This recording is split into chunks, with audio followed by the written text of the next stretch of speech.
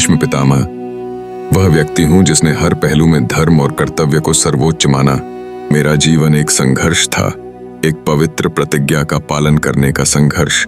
मेरे जीवन की हर एक सांस ने मुझे उस महान संकल्प की याद दिलाई जो मैंने अपने पिता राजा शांतनु की खुशी के लिए लिया था। लेकिन आज जब मैं देखता हूं कि महाभारत के युद्ध भूमि पर कौरवों और पांडवों के बीच रक्तपात हो रहा है, मेरा दिल कचोटता है। हर घड़ी, हर युद्ध की गूंज मेरे भीतर गहरे गहरे घावों का निर्माण करती है। यह मेरी कहानी है और मैं चाहता हूं कि आप इसे जानें ताकि आप समझ सकें कि मेरे लिए कर्तव्य और धर्म कितना महत्वपूर्ण था। सारा जीवन पिता के आदेशों और दायित्वों के पालन में व्यतीत किया, लेकिन एक दिन जब शांतनु राजा ने सत्यावती से विवाह का प्रस्ताव रखा, मैंने देखा कि उनकी इच्छाओं और मेरी सत्ता के बीच एक दीवार खड़ी हो रही थी। यह दीवार मेरी आत्मा को झकझोरती थी। तभी मैंने वह प्रतिज्ञा ली जो किसी ने पहले नहीं ली थी। मैंने कहा, मैं जीवन भर अविवाहित रहूंगा ताकि मेरे विवाह से उत्पन्न कोई संतान राजगद्दी का अधिकारी न हो। मैं वचन देता हूं कि न केवल मैं अपनी इच्छाओं को त्यागूंगा बल्कि मैं कभी भी अपना कर्तव्य नहीं छोड़ूंगा। उस समय मुझे लगता था कि यह सब मेरे कर्तव्य के लिए करना सही है, लेकिन जैसे जैसे समय बीतता गया, मैंने जाना कि यह प्रतिज्ञा केवल मेरे लिए नहीं बल्कि समस्त संसार के लिए एक दुरूह राह बन गई। महाभारत के युद्ध का दिन आया और मैं खुद को कौरवों की ओर से लड़ते हुए पाया। मैंने पांडवों के खिलाफ युद्ध किया, लेकिन मेरा दिल कभी शांत नहीं हो सका। जब मैं अर्जुन की आंखों में दुहक और निराशा देखता तो मेरे दिल में एक गहरी पीड़ा होती। मैं जानता था कि मैं सही पक्ष में नहीं हूं। मैं जानता था कि पांडवों का संघर्ष धर्म के लिए था, लेकिन मैं कौरवों के पक्ष में था क्योंकि मेरी प्रतिज्ञा ने मुझे इस युद्ध में खड़ा कर दिया था। युद्ध की हर तलवार की चोट, हर बाण की ध्वनि मेरे दिल पर एक गहरी छाप छोड़ती। कौरवों को मैं जीत दिलाने की कोशिश कर रहा था, लेकिन मुझे लगा कि मेरे अस्तित्व का उद्देश्य कहीं खो गया है। मैं कभी कौरवों को मरते हुए देखता और कभी पांडवों के मरने का दुख सहता। यह युद्ध मेरी आत्मा के लिए एक बोझ बन गया था। अंत में जब युद्ध ने अपनी भयावहता के चरम पर पहुंच लिया, मैं अपने कर्तव्य के इस संघर्ष से थक गया था।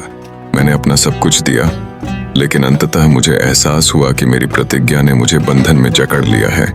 युद्ध का हर पल मेरे लिए दर्दनाक हो रहा था क्योंकि मैंने अपने अंतर्गत दोनों पक्षों के दुख और कष्टों को महसूस किया।